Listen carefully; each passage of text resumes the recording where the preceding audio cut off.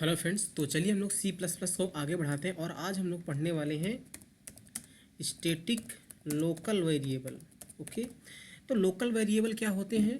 जिन variables को हम किसी फंक्शन के अंदर बना देते हैं, है ना। जैसे हमने बनाया इंट एक्स, तो हम बोलेंगे एक्स एक लोकल वेरिएबल है जो मेन के अंदर बना है। तो जब किसी फंक्शन के अंदर हम वेरिएबल को बनाते हैं तो उन्हें हम बोलते हैं लोकल वेरिएबल। लेकिन स्टैटिक लोकल वेरिएबल क्या होते हैं? जब उनको हम स्टैटिक कीवर्ड का यूज़ करके बनाते हैं, है ना। स्टैटिक लोकल वेरिएबल का कॉन्सेप्ट जैसा सी लैंग्वेज में था वैसा सी प्लस प्लस में भी है ना। तो क्या होता है डिफरेंस स्टैटिक लोकल वेरिएबल और नॉर्मल लोकल वेरिएबल में, उसको हम लोग देखते हैं। सबसे पहले मैं क्या करता हूँ, मैं एक फंक्शन बना लेता हूँ लेट से फन नाम से, या लेट से मैं लिख देता हूँ क्रिएट स्टैटिक लोकल वेरिएबल। हमने ये फंक्शन का नाम रख लिया। ओके, और इसके अंदर मैं क्या करता हूँ, मैं एक स्टैटिक वेरिएबल बनाता हूँ let's say static integer type का काउंट नाम से। ओके, और इसमें मैं इनिशियली क्या करता हूँ, 1 रख लेता हूँ। ओके, और मैं क्या करता हूँ, मैं एक और वेरिएबल बनाता हूँ एक्स नाम से, जिसमें भी मैं इनिशियली 1 रखूँगा। ठीक, और मैं क्या करता हूँ, इनकी वैल्यू को मैं प्रिंट करता हूँ। तो COUNT काउंट इक्वल्स टू और काउंट की वैल्यू। ओके, फिर x की वैल्यू को मैं प्रिंट करता हूँ, x की वैल्यू को, और उसके बाद मैं लाइन चेंज कर देता हूँ। ओके, तो क्या होगा, जब भी मैं इस फंक्शन को कॉल करूँगा यार, तो काउंट स्टैटिक वेरिएबल जो काउंट है और जो नॉर्मल वेरिएबल है x, उसकी वैल्यू यहाँ से प्रिंट हो जाएगी। और प्रिंट करने के बाद मैं क्या करता हूँ, मैं यहाँ से काउंट प्लस प्लस और x प्लस प्लस दोनों को बढ़ा दे रहा हूँ। ठीक है, फिर मैं क्या करता हूँ कि मैं इस फंक्शन को कॉल करता हूँ, इस फंक्शन को मैं कॉल करता हूँ, पहली बार मैं कॉल करता हूँ। तो क्या आउटपुट मिलेगा, जैसे ही, अब थोड़ा समझिए क्या हो रहा है। जैसे ये फंक्शन कॉल होगा तो सबसे पहले ये वेरिएबल बनेगा, 2 वेरिएबल बनेंगे। लेकिन जो काउंट है वो एक स्टैटिक वेरिएबल है, क्योंकि उसको बनाते समय हमने स्टैटिक कीवर्ड का यूज़ किया है। एक्स एक नॉर्मल वेरिएबल है। तो ये लाइन जब चलेगी तो यहाँ पर काउंट की वैल्यू 1, एक्स की वैल्यू प्रिंट हो जाएगी, यानी कि यहाँ पर 1 and 1 प्रिंट होने वाला है। फिर क्या होगा, काउंट की वैल्यू इंक्रीमेंट हो जाएगी जो कि 2 हो जाएगी, और x की वैल्यू इंक्रीमेंट होकर 2 हो जाएगी। तो यहाँ पर 1 1 प्रिंट होगा और काउंट और x की वैल्यू बढ़ बढ़ के 1 से बढ़ के 2 हो जाएगी, है ना। तो पहले तो अभी 1 ही 1 प्रिंट होने वाला है, इसको आप देखिए। तो यहाँ पर देखिए काउंट की वैल्यू 1, x की वैल्यू 1 प्रिंट हो रहा है। फिर मैं क्या करता हूँ, मैं क्या करता हूँ कि मैं इसी फंक्शन को एक बार और कॉल कर लेता हूँ, है ना। मैं इसी फंक्शन को एक बार और कॉल कर लेता हूँ। तो जब पहली बार इस फंक्शन को हमने कॉल किया था तो यहाँ पर 1 1 प्रिंट हुआ और काउंट की वैल्यू इंक्रीमेंट होकर 2 हो गई, x की वैल्यू इंक्रीमेंट होकर 2 हो गई।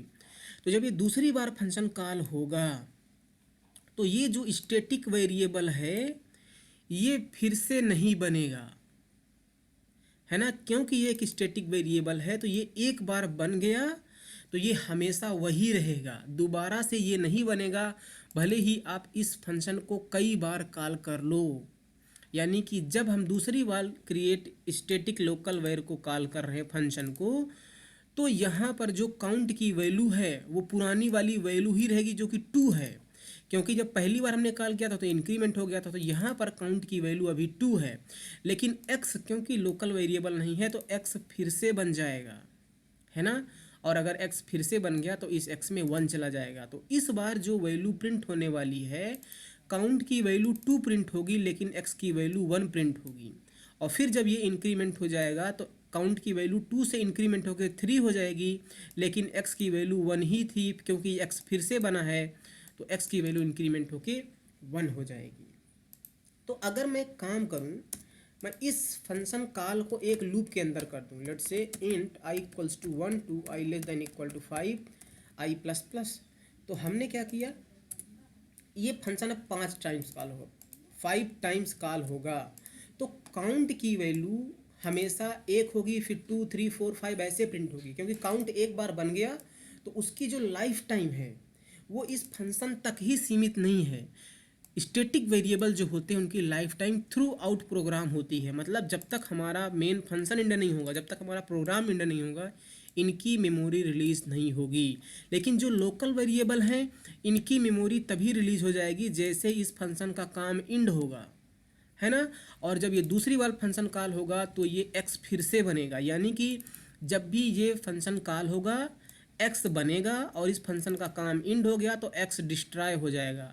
फिर से जब ये फंक्शन कॉल होगा तो एक्स फिर से बनेगा और जब इस फंक्शन का काम इंड होगा तो फिर से एक्स डिस्ट्रॉय होगा। यानी कि जब जब ये फंक्शन कॉल होगा एक्स बनेगा एक्स डिस्ट्रॉय होगा, एक्स बनेगा एक्स डिस्ट्रॉय होगा। लेकिन काउंट क्योंकि वो स्टैटिक है तो एक बार बन गया तो कितनी बार भी आप इस फंक्शन को कॉल करो जो पुरानी वाली वैल्यू काउंट में थी वही रहेगी, क्योंकि वो दोबारा नहीं बन रहा है। वो एक बार बनेगा और एक ही बार डिस्ट्रॉय होगा, है ना। और डिस्ट्रॉय कब होगा? जब हमारा फंक्शन इंड होगा, प्रोग्राम ही इंड होगा। तो अगर मैं इस टाइम पर प्रोग्राम को रन करूं तो आप देखना कि जो काउंट है उसकी वैल्यू 1 2 3 4 5 प्रिंट होगी इधर देखिए, लेकिन एक्स की वैल्यू 1 ही रहेगी। क्यों? एक्स बार बार बन रहा है, बार बार डिस्ट्रॉय हो रहा है, लेकिन काउंट सिर्फ और सिर्फ एक बार बनेगा। और जब हमारा फंक्शन इंड होगा तब उसकी मेमोरी रिलीज होगी। तो ये बात आप ध्यान रखना, ये होता है स्टैटिक लोकल वेरिएबल। अब जब हम लोग क्लास का कॉन्सेप्ट पढ़ रहे हैं तो क्लास में हम दो तरह के मेंबर्स बनाते हैं। एक होते हैं मेंबर वेरिएबल जिन्हें हम इंस्टेंस मेंबर वेरिएबल भी बोलते हैं, और एक होते हैं मेंबर फंक्शन जिन्हें हम इंस्टेंस मेंबर फंक्शन भी बोलते हैं। तो अभी तक हमने दो चीज़ें देखी है, मेंबर वेरिएबल या मेंबर फंक्शन। तो हम मेंबर वेरिएबल को भी स्टैटिक बना सकते हैं, मेंबर फंक्शन को भी स्टैटिक बना सकते हैं। और वो किस तरह से वर्क करेंगे, उनमें क्या डिफरेंस होगा, उनमें क्या चेंजेज होगा, वो हम अपने अगले वीडियो में देखेंगे। फिलहाल जो स्टैटिक लोकल वेरिएबल का कॉन्सेप्ट है, आई होप कि आपको समझ में आया होगा। ओके, अपने अगले लेक्चर में हम स्टैटिक क्लास के अंदर स्टैटिक वेरिएबल किस तरह से बनाते हैं और फंक्शन को किस तरह से स्टैटिक बनाते हैं उसको हम देखेंगे। Thank you so much, bye.